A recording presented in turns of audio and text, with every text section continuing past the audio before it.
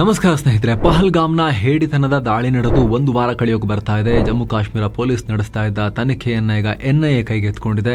ಅಲ್ಲಿ ದಾಳಿಗೊಳಗಾದವರ ಫ್ಯಾಮಿಲಿಯವರನ್ನೆಲ್ಲ ಈಗ NIA ಹೋಗಿ ಏನಾಯ್ತು ಅಂತ ಹೇಳಿ ಮಾಹಿತಿಯನ್ನ ಪಡ್ಕೊಳ್ತಾ ಇದೆ. ಆದ್ರೆ ಇದುವರೆಗೂ ಕೂಡ ಉಗ್ರರು ಸಿಕ್ಕಿಲ್ಲ. 5 ಉಗ್ರರಲ್ಲಿ ಒಬ್ಬ ಪಾಪಿ ಇನ್ನೂ ಕೂಡ ನಮ್ಮ ಕೈಗೆ ಸಿಕ್ಕಿಲ್ಲ. ಹಾಗಿದ್ರೆ ತನಿಖೆಗೆ ಏನು ಸಮಸ್ಯೆ ಆಗ್ತಾ ಇದೆ? ಉಗ್ರರು ಯಾಕೆ ಇನ್ನೂ ಸಿಕ್ಕಿಲ್ಲ? ಪತ್ತೆಯಾಗದಂತೆ ಉಗ್ರರು ತಲೆಮರೆಸಿಕೊಳ್ಳುತ್ತಿರೋದು ಹೇಗೆ? ಇನ್ವೆಸ್ಟಿಗೇಷನ್ ಎಲ್ಲಿವರೆಗೂ ಬಂದಿದೆ ಅನ್ನೋದನ್ನ ಈ ವರದಿಯಲ್ಲಿ ನೋಡ್ತಾ ಹೋಗೋಣ. ಹೆಸರಲ್ಲೇ ಗೊಂದಲ. ಸ್ನೇಹಿತರ, ಆರಂಭದಲ್ಲಿ ಒಟ್ಟು 5 ಉಗ್ರಗಾಮಿಗಳನ್ನ ಐಡೆಂಟಿಫೈ ಮಾಡಲಾಗಿತ್ತು. ಇದರಲ್ಲಿ ಈಗ ಆಲ್ರೆಡಿ ವರದಿಯಾಗಿರುವಂತೆ 2 ಸ್ಥಳೀಯ ಕಾಶ್ಮೀರಿಗಳು, ಇನ್ನು 3 ಜನ ಪಾಕ್ನವರು. ಪಾಕ್ನ ಪಾಪಿಗಳನ್ನ Asif Fauji alias Musa, Suleman Shah alias Yunas, Abu Talha alias Asif ಅಂತ ಗುರುತಿಸಲಾಗಿದೆ. 2 ಕಾಶ್ಮೀರಿಗಳನ್ನ ಲೋಕಲ್ಸ್ ಅನ್ನ ಅನಂತ್ನಾಗ್ನ ಬಿಜ್ ಬೆಹ್ರಾ ಅನ್ನೋ ಜಾಗದ ಆದಿಲ್ ಗೌರಿ ಮತ್ತು ಪುಲ್ವಾಮಾದ ಅಹ್ಸಾನ್ ಅಂತ ಗುರುತಿಸಲಾಗಿದೆ. ಆದರೆ ಸಮಸ್ಯೆ ಅಂದ್ರೆ ಇವರೆಲ್ಲ ತಮ್ಮ ಈ ಮೂಸಾ, ಯೂನುಸ್ ಮತ್ತು ಆಸಿಫ್ ಅನ್ನೋ ಕೋಡ್ ನೇಮ್ಗಳನ್ನ ಪದೇ ಪದೇ ಚೇಂಜ್ ಮಾಡ್ತಾ ಇರ್ತಾರೆ. ಹೀಗಾಗಿ ಯಾರ ಹೆಸರು ಎಕ್ಸಾಕ್ಟ್ಲಿ ಏನು ಅನ್ನೋದು ಇನ್ನೂ ಕೂಡ ಸ್ಪಷ್ಟ ಇಲ್ಲ. ಆರಂಭದಲ್ಲಿ ಜಮ್ಮು ಕಾಶ್ಮೀರ ಪೊಲೀಸರು 3 ಶಂಕಿತ ಉಗ್ರರ ರೇಖಾಚಿತ್ರವನ್ನು ಬಿಡುಗಡೆ ಮಾಡಿದರು. ಇವರನ್ನ ಅಲಿಭಾಯ್ ಅಲಿಯಾಸ್ ತಲ್ಹಬಾಯ್, ಹಶೀಮ್ ಮೂಸಾ ಅಲಿಯಾಸ್ ಸುಲೇಮಾನ್, ಆದಿಲ್ ಹುಸೇನ್ ಠೋಕರ್ ಅಂತ ಗುರುತಿಸಲಾಗಿತ್ತು. ಇದರಲ್ಲಿ ಅಲಿ ಮತ್ತು ಮೂಸಾ ಪಾಕ್ನವರು, ಠೋಕರ್ ಕಾಶ್ಮೀರದವನು. ಹುಡುಕೊಟ್ಟವರಿಗೆ ತಲಾ 20 ಲಕ್ಷ ಬಹುಮಾನ ಅಂತ ಘೋಷಿಸಲಾಗಿತ್ತು. ಆದರೆ ಆ ಹೆಸರುಗಳಿಗೂ ಈಗ ಪತ್ತೆಯಾಗ್ತಿರೋ ಹೆಸರುಗಳಿಗೂ ಸಾಕಷ್ಟು ಗೊಂದಲ ಆಗ್ತಾ ಇದೆ. CCTV ಕ್ಯಾಮೆರಾ ಇಲ್ಲದೆ ಇರೋದ್ರಿಂದ ಅಲ್ಲಿ ಯಾರ ಫೋಟೋ ಕೂಡ ಸರಿಯಾಗಿ ಕ್ಯಾಪ್ಚರ್ ಆಗಿಲ್ಲ. ಹೀಗಾಗಿ ಪ್ರತ್ಯಕ್ಷದರ್ಶಿಗಳ ಹೇಳಿಕೆ ಪಡೆದು ಅವರ ರೇಖಾಚಿತ್ರವನ್ನು ರಚಿಸಲಾಗಿದೆ. 2 ವರ್ಷಗಳಿಂದ ಕಾಶ್ಮೀರದಲ್ಲೇ ಇದ್ದ ಉಗ್ರರು. ತನಿಖಾಧಿಕಾರಿಗಳ ಪ್ರಕಾರ ಈ ಮೂಸಾ ಮತ್ತು ಅಲಿ ಅನ್ನೋರು ಕಾಶ್ಮೀರದಲ್ಲಿ ಕಳೆದ 2 ವರ್ಷಗಳಿಂದ ಆಕ್ಟಿವ್ ಇದ್ರು. ಮೂಸಾ ಅನ್ನೋನು 2023ರ ಸೆಪ್ಟೆಂಬರ್ನಲ್ಲಿ ಭಾರತದ ಒಳನುಸುಳಿದ್ದ ಶ್ರೀನಗರದ ಹತ್ತಿರ ಬಡ್ಗಾಮ್ ಜಿಲ್ಲೆಯಲ್ಲಿ ಆಪರೇಟ್ ಮಾಡ್ತಾ ಇದ್ದ. ನಂತರ ಅಲ್ಲೇ ಇದ್ದ ದಚಿಗಮ್ ಅರಣ್ಯ ಪ್ರದೇಶಕ್ಕೆ ನುಗ್ಗಿದ್ದ. ಆ ನಂತರ ಅಲಿ ಕೂಡ ಕಾಶ್ಮೀರಕ್ಕೆ ಒಳನುಸುಳಿದ ಅಂತ ಹೇಳಲಾಗ್ತಿದೆ. ಈ ಹಿಂದೆ ಪೂಂಚ್ ಭಾಗದಲ್ಲಿ ಹಲವು ಉಗ್ರ ಕೃತ್ಯಗಳಲ್ಲಿ ಇವರೆಲ್ಲ ಭಾಗಿಯಾಗಿದ್ರು. ಇಲ್ಲೇ ಹತ್ತಿರದ ಅನಂತ್ನಾಗ್ ಜಿಲ್ಲೆಯ ಬಿಜ್ ಬೆಹರಾ ನಿವಾಸಿ ಠೋಕರ್ 2018ರಲ್ಲಿ ಪಾಕಿಸ್ತಾನಕ್ಕೆ ಹೋಗಿದ್ದ. ಕಳೆದ ವರ್ಷ ವಾಪಸ್ ಕಾಶ್ಮೀರಕ್ಕೆ ಬಂದಿದ್ದ. ಈ ಉಗ್ರರಿಗೆ ಲೋಕಲ್ ಗೈಡ್ ಆಗಿ ಹೆಲ್ಪ್ ಮಾಡ್ತಾ ಇದ್ದ.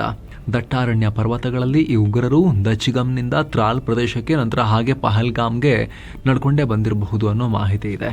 22 ಗಂಟೆ ನಡ್ಕೊಂಡು ಬಂದು ಕಾಲ್ನಡಿಗೆಯಲ್ಲಿ ಬಂದು ದಾಳಿ ಮಾಡಿದ್ದಾರೆ. ಇದು ಒಂದು ಲೆಕ್ಕಾಚಾರ. ಆದರೆ ಇನ್ನೂ ಕೆಲ ಮಾಹಿತಿಗಳ ಪ್ರಕಾರ ಈ ಉಗ್ರರು ಬೈಸರನ್ ಪ್ರದೇಶವನ್ನ ಮೊದಲೇ ಚೆನ್ನಾಗಿ ರೆಕ್ಕಿ ಮಾಡಿದ್ರು, ಅಂದ್ರೆ ಪರಿಶೀಲನೆ ಮಾಡಿದ್ರು. ಅಂದ್ರೆ ಜಾಗ ಎಲ್ಲಿದೆ, ಹೆಂಗ್ ಹೋಗ್ಬೋದು, ಹೆಂಗ್ ಬರ್ಬೋದು, ಯಾರಿರ್ತಾರೆ, ಎಷ್ಟಿರ್ತಾರೆ, ಆ ಜಾಗದ ಮೇಲ್ಮೈ ಹೇಗಿದೆ, ಸೆಕ್ಯೂರಿಟಿ ಇರ್ತಾರಾ ಇಲ್ವಾ, ಒಂದು ವೇಳೆ ದಾಳಿಯಾಗಿ ಗುಂಡಿನ ಶಬ್ದ ಕೇಳಿದ್ರು ಕೂಡ ಯಾರಾದರೂ ಬರಕ್ಕೆ ಎಷ್ಟು ಟೈಮ್ ಎಸ್ಕೇಪ್ ವಿಂಡೋ ಸಿಗುತ್ತೆ ಇವರಿಗೆ, ಎಲ್ಲವನ್ನ ಚೆಕ್ ಮಾಡೋದು. ಅದನ್ನು ಮಾಡಿದ್ರು. ಕಾಲ್ನಡಿಗೆಯಲ್ಲೇ ಬರಬೇಕಾಗಿರೋದ್ರಿಂದ ಆರ್ಮಿ ಪೊಲೀಸರು ಬರೋಕೆ ಕನಿಷ್ಠ 1 ಗಂಟೆ ಬೇಕಾಗತ್ತೆ ಅನ್ನೋದನ್ನ ಅರ್ಥ ಮಾಡ್ಕೊಂಡಿದ್ರು. ಇದೇ ಕಾರಣಕ್ಕೆ ದಾಳಿ ನಂತರವೂ ಅಲ್ಲಿ ಸುಮಾರು ಹೊತ್ತು ಅಲ್ಲೇ ಇದ್ರಂತೆ. ಆಮೇಲೆ ಪಿರ್ಪಂಜಲ್ ಪರ್ವತಗಳಿಗೆ ಓಡೋಗಿ ಹಾರ್ಕೊಂಡು ಕಾಡಲ್ಲಿ ಮರೆಯಾದ್ರು ಅನ್ನೋ ಮಾಹಿತಿ. ಸದ್ಯದಲ್ಲಿ ಸೇನೆ, CRPF ಮತ್ತು ಜಮ್ಮು ಅಂಡ್ ಕಾಶ್ಮೀರ್ ಪೊಲೀಸರು ಶೋಧ ಕಾರ್ಯಾಚರಣೆ ನಡೆಸ್ತಾ ಇದ್ದಾರೆ. 5 ದಿನದಲ್ಲಿ 4 ಬಾರಿ ಉಗ್ರರು ಪತ್ತೆ. ಪಿರ್ಪಂಜಲ್ ಭಾಗದಲ್ಲಿ ಕಳೆದ 5 ದಿನಗಳಲ್ಲಿ ಭದ್ರತಾ ಪಡೆಗಳು ಕನಿಷ್ಠ 4 ಬಾರಿ ಈ ಉಗ್ರಗಾಮಿಗಳನ್ನು ಗುರುತಿಸಿದ್ರು ಅಂತ ಹೇಳಲಾಗ್ತಿದೆ. ದಕ್ಷಿಣ ಕಾಶ್ಮೀರದ ಕಾಡಿನಲ್ಲಿ ಹಲವು ಬಾರಿ ತುಂಬಾ ಹತ್ರ ಬಂದು ಹೋಗಿದ್ರು. ಒಂದು ಸಲ ಫೈರಿಂಗ್ ಕೂಡ ಆಗಿತ್ತು ಅಂತ ಅಧಿಕಾರಿಗಳು ಹೇಳಿಕೊಂಡಿದ್ದಾರೆ. ಸ್ಪಷ್ಟತೆ ಇಲ್ಲ. ಮೊದಲ ಬಾರಿಗೆ ಪಹಲ್ಗಾಮ್ನ ಹಪತ್ನಾರ್ ಅನ್ನೋ ಹಳ್ಳಿ ಹತ್ರ ಕಾಡಿನಲ್ಲಿ ಕಾಣಿಸ್ಕೊಂಡಿದ್ರು. ಆದರೆ ಭದ್ರತಾ ಪಡೆಗಳು ಅಲ್ಲಿಗೆ ಬರುವಷ್ಟರಲ್ಲಿ, ಅಂದರೆ ಭದ್ರತಾ ಪಡೆಗಳಿಗೆ ಇಲ್ಲಿದ್ದಾರೆ ಅಂತ ಮಾಹಿತಿ ಬಂತು, ಅವ್ರು ಬರುವಷ್ಟರಲ್ಲಿ ಮತ್ತೆ ಎಸ್ಕೇಪ್ ಆಗಿದ್ರು. ಬಳಿಕ ಕುಲ್ಗಾಮ್ನ ಅರಣ್ಯದಲ್ಲಿ ಕಾಣಿಸ್ಕೊಂಡಿದ್ರು. ಈ ಸಲ ಭದ್ರತಾ ಪಡೆಗಳು ತುಂಬಾ ಹತ್ರ ಹೋಗಿದ್ರು. ಮಾಹಿತಿ ಸಿಕ್ತಿದ್ದ ಹಾಗೆ ಭದ್ರತಾ ಪಡೆಗಳು ಬೇಗ ಹೋಗಿದ್ರು, ಆಲ್ಮೋಸ್ಟ್ ಹತ್ರ ಹೋಗಿದ್ರು. ಆಗ ಉಗ್ರರೊಂದಿಗೆ ಗುಂಡಿನ ಚಕಮಕಿ ಕೂಡ ಆಗಿತ್ತು.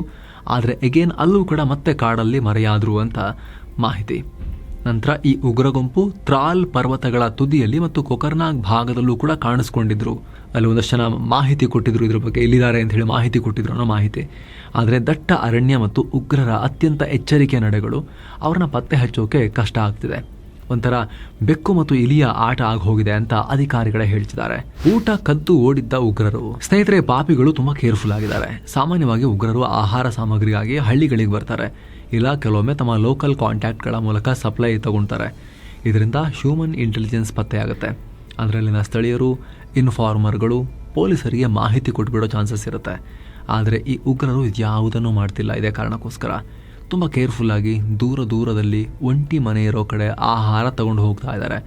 ಒಂದು ಊರಿನಲ್ಲಂತೂ ಹೀಗೆ ಒಂದು ಮನೆಯಲ್ಲಿ ರಾತ್ರಿ ಊಟ ಮಾಡೋ ಟೈಮಲ್ಲಿ ನುಗ್ಗಿ ಅವ್ರದ್ದು ಊಟನೆಲ್ಲ ಕದ್ಕೊಂಡು ಓಡಿ ಹೋಗಿದ್ದಾರೆ. ಭದ್ರತಾ ಪಡೆಗಳಿಗೆ ಮಾಹಿತಿ ಸಿಕ್ಕು ಹೋಗಿ ನೋಡುವಷ್ಟರಲ್ಲಿ ಸಾಕಷ್ಟು ಟೈಮ್ ಆಗೋಗಿತ್ತು. ಮತ್ತೆ ಅಲ್ಲಿಂದಲೂ ಕೂಡ ಕಾಣೆಯಾಗಿದ್ರು. ಶೋಧಕ್ಕೆ ಸವಾಲಾಗ್ತಿರೋ ಅರಣ್ಯ. ಭದ್ರತಾ ಪಡೆಗಳಿಗೆ ಸವಾಲಾಗ್ತಿರೋ ಮತ್ತೊಂದು ವಿಚಾರ ಅಂದ್ರೆ ಕಿಶ್ತ್ವಾರ ಪರ್ವತ ಶ್ರೇಣಿ. ಇದು ಪಹಲ್ಗಾಮ್ನ ಎತ್ತರದ ಪರ್ವತಗಳಿಗೆ ಕನೆಕ್ಟ್ ಆಗಿದೆ. ಈ ಬಾರಿ ಇಲ್ಲಿ ತುಂಬಾ ಕಮ್ಮಿ ಹಿಮ ಬಿದ್ದಿದೆ. ಜಾಸ್ತಿ ಹಿಮ ಇದ್ದಿದ್ರೆ ನಡೆಯೋದು ತುಂಬಾ ಕಷ್ಟ ಆಗ್ತಿತ್ತು, ಸ್ಲೋ ಆಗ್ತಿತ್ತು. ಆದರೆ ಹಿಮ ಇಲ್ಲದೆ ಇರೋದ್ರಿಂದ ಉಗ್ರರು ತುಂಬಾ ಆ ಕಾಡಲ್ಲಿ ಓಡಾಡೋದನ್ನೇ ಟ್ರೈನಿಂಗ್ ಮಾಡ್ಕೊಂಡ್ ಬಂದಿರ್ತಾರೆ. ಇವರು ಸುಲಭವಾಗಿ ಬೆಟ್ಟಗಳನ್ನ ದಾಟಿ ಜಮ್ಮು ಕಡೆಗೆ ಕ್ರಾಸ್ ಮಾಡ್ತಾ ಇದ್ದಾರೆ. ಜಮ್ಮು ಭಾಗದಲ್ಲಿ ಕಾಡು ಇನ್ನಷ್ಟು ದಟ್ಟ ಇದೆ. ಅಲ್ಲಿನ ಜಾಗ ಕೂಡ ಇನ್ನಷ್ಟು ಕಠಿಣವಾಗಿದೆ. ಹೀಗಾಗಿ ಅಲ್ಲಿನ ಟೆರೇನ್ ಕೂಡ ಉಗ್ರರನ್ನ ಬಲಿ ಹಾಕೋಕೆ ಚಾಲೆಂಜ್ ಮಾಡ್ತಾ ಇದೆ. ಸದ್ಯ ಈ ಉಗ್ರರು ದಕ್ಷಿಣ ಕಾಶ್ಮೀರದಲ್ಲೇ ಇದ್ದಾರೆ. ಪೀರ್ ಪಂಚಲ್ನ ಇನ್ನೂ ದಟ್ಟ ಎತ್ತರದ ಪರ್ವತ ಪ್ರದೇಶದ ಒಳಗೆ ಹೋಗಿದ್ದಾರೆ ಅನ್ನೋ ಮಾಹಿತಿ ಇದೆ. ಆದರೆ ಎಷ್ಟೇ ಚಾಣಾಕ್ಷ ಉಗ್ರರಾದರೂ ಕೂಡ ಒಂದಲ್ಲೊಂದು ತಪ್ಪು ಮಾಡ್ತಾರೆ. ನಾವು ಕಾಯ್ತಾ ಇದ್ದೀವಿ, ಹುಡುಕ್ತಾ ಇದ್ದೀವಿ, ನಾವು ಬಿಡ್ತಾ ಇಲ್ಲ, ಎಲ್ಲ ಎಫರ್ಟ್ಸ್ ಹಾಕ್ತಾ ಇದ್ದೀವಿ ಅಂತ ತನಿಖಾಧಿಕಾರಿಗಳು ಹೇಳ್ತಿದ್ದಾರೆ. ಉಗ್ರರು ದಾಳಿ ಮಾಡಿ ಹೋಗುವಾಗ ಇಬ್ಬರು ಪ್ರವಾಸಿಗರ ಫೋನ್ ಕದ್ಕೊಂಡು ಹೋಗಿದ್ದಾರೆ. ಆ ಫೋನನ್ನು ಕೂಡ ಎಲ್ಲಾದರೂ ಅವರು ಬಳಸಬಹುದು ಅನ್ನೋ ಲೆಕ್ಕಾಚಾರದಲ್ಲೂ ಕೂಡ ಅದನ್ನು ಟ್ರ್ಯಾಕ್ ಮಾಡಲಾಗ್ತಿದೆ.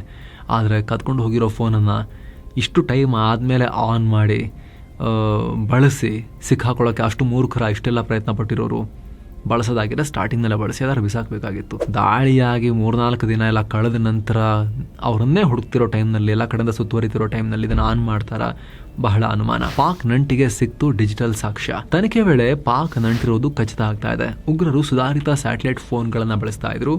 ಇವರು ಮಾತನಾಡಿರೋದನ್ನ ಇಂಟೆಲಿಜೆನ್ಸ್ ಏಜೆನ್ಸಿಗಳು ಇಂಟರ್ಸೆಪ್ಟ್ ಮಾಡಿದ್ದಾರೆ. ಈ ವೇಳೆ ದಾಳಿಕೋರರು ಮತ್ತು ಪಾಕಿಸ್ತಾನದ ಸೇಫ್ ಹೌಸ್ಗಳ ನಡುವೆ ಕಮ್ಯುನಿಕೇಷನ್ ನಡೆದಿರೋದು ಗೊತ್ತಾಗಿದೆ. ಪಾಕ್ ಆಕ್ರಮಿತ ಕಾಶ್ಮೀರದ ಮುಜಫರಾಬಾದ್ ಮತ್ತು ಪಾಕಿಸ್ತಾನದಿಂದ ನೇರ ಸಂಪರ್ಕ ಇತ್ತು ಅಂತ ಹೇಳಲಾಗಿದೆ. ಮುಂಬೈ ದಾಳಿಯಂತೆ ಪ್ರಾಪರ್ ಕಂಟ್ರೋಲ್ ರೂಮ್ ಸೆಟಪ್ ಮಾಡಿ ದಾಳಿಯನ್ನು ಆಪರೇಟ್ ಮಾಡಿರಬಹುದು ಅನ್ನೋ ಶಂಕೆ ವ್ಯಕ್ತಪಡಿಸಲಾಗ್ತಾ ಇದೆ. ಹೀಗಾಗಿ ಪಹಲ್ಗಾಮ್ ದಾಳಿಗೆ ಕರಾಚಿಯಿಂದಲೇ ಆದೇಶ ಬಂದಿತ್ತು ಅನ್ನೋದರಲ್ಲಿ ಯಾವುದೇ ಡೌಟ್ ಇಲ್ಲ. ಉಗ್ರರ ಮನೆ ನೆಲಸಮ. ಮತ್ತೊಂದು ಕಡೆ ತನಿಖೆಗೆ ಪ್ಯಾರಲಲ್ ಆಗಿ ಸರ್ಕಾರ ಉಗ್ರ ನಿಗ್ರಹ ಆಪರೇಷನ್ ಕೂಡ ಶುರು ಮಾಡಿದೆ. ಕಾಶ್ಮೀರದಲ್ಲಿ ಸುಮಾರು 1,500ಕ್ಕೂ ಅಧಿಕ ಸ್ಥಳೀಯ ಉಗ್ರರು ಮತ್ತು ಓವರ್ ಗ್ರೌಂಡ್ ವರ್ಕರ್ಗಳನ್ನು ಅರೆಸ್ಟ್ ಮಾಡಿದೆ. ಮಾಜಿ ಉಗ್ರರು, ಉಗ್ರರ ಪರ ಸಿಂಪತಿಯನ್ನು ಹೊಂದಿರೋರು, ಉಗ್ರರ ಪರವಾಗಿ ಪಾಸಿಟಿವ್ ಆಗಿ ಮಾತಾಡೋರು, ಅವ್ರನ್ನೆಲ್ಲ ನಿರಂತರವಾಗಿ ಪ್ರಶ್ನೆ ಮಾಡಲಾಗ್ತಿದೆ. ಜೊತೆಗೆ ಹಲವು ವಾಂಟೆಡ್ ಉಗ್ರರ ಮನೆಗಳನ್ನು ನೆಲಸಮ ಮಾಡಲಾಗ್ತಾ ಇದೆ.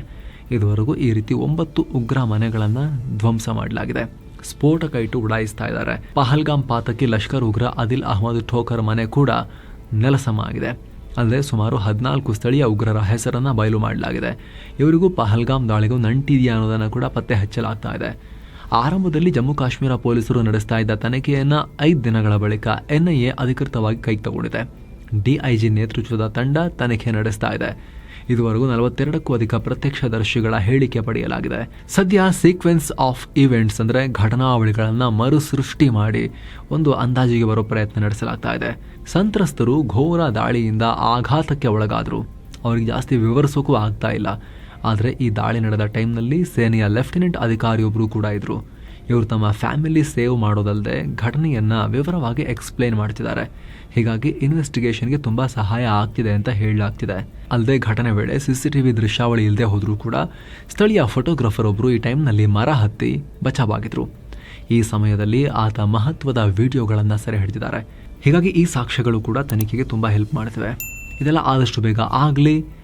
ಮೊದಲಿಗೆ ಈ ದಾಳಿಕೋರ ಉಗ್ರರನ್ನು ಮಟ್ಟ ಹಾಕೋ ರೀತಿ ಆಗಲಿ. ಅದಾದ ಬಳಿಕ ಈ ದಾಳಿಯ ಹಿಂದಿನ ಮಾಸ್ಟರ್ ಮೈಂಡ್ಸ್ಗೂ ಕೂಡ ಶಿಕ್ಷೆ ಕೊಡೋ ರೀತಿ ಆಗಲಿ ಅಂತ ನಾವು ಕೂಡ ಆಶಿಸೋಣ. ನಮಸ್ತೆ.